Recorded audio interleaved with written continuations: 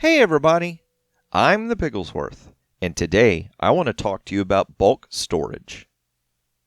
When playing Minecraft, there are going to be times where you're gathering a lot of stuff. Right here, I have a lot of polished andesite, and I need a place to put it.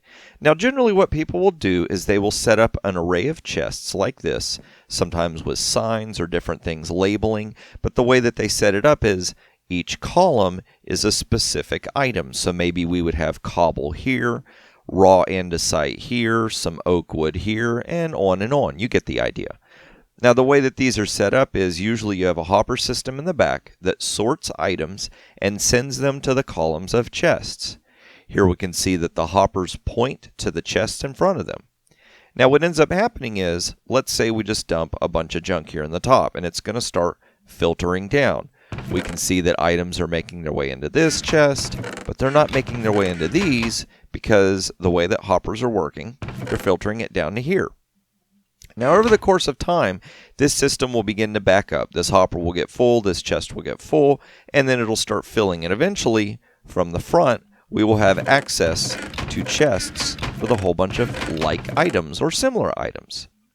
Now this is a really good and simple setup, but I wanted to spice it up a little bit. I wanted to give myself a few extra options that I don't see in this array. Mainly, if I was to come here and empty items out of this box, and then empty items out of this box, and then out of this box, I have got to access all of these chests to get to all of the stuff. And so here is my new bulk storage system. Now the way this system works, traditionally if you were going to interact with a storage setup, you click on that, we'll take this out, and uh-oh, I didn't want that many, but I can't put them all back. It won't let me. That spot is full.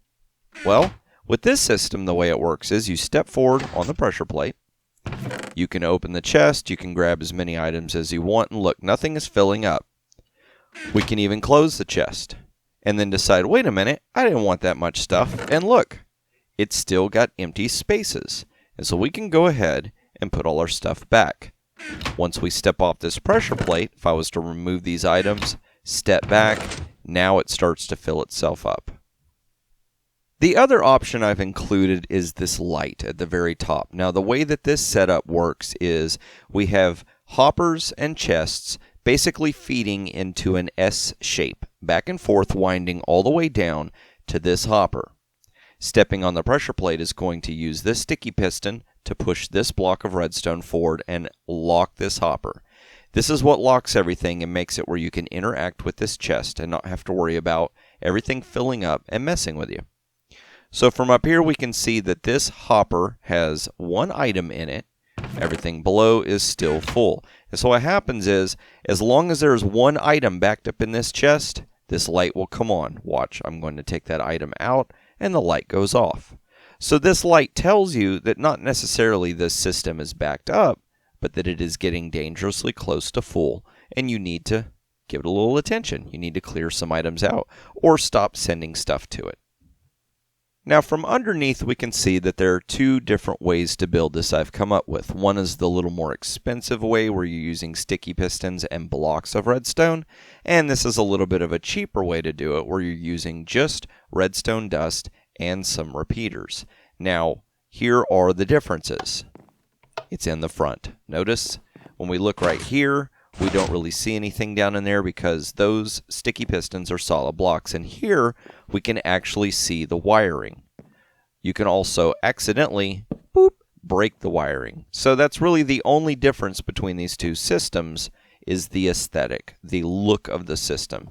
But this system is just a touch cheaper than that.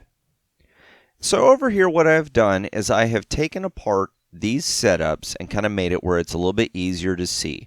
I'm not going to do a step-by-step tutorial on this because what you see is pretty much all there is to it. It's really easy to copy this setup. Now, there's just a couple things I want to point out so that you can make sure that when you build this, you build it correctly. First thing is you want to make sure that your hoppers are pointing into the chests and the top one down.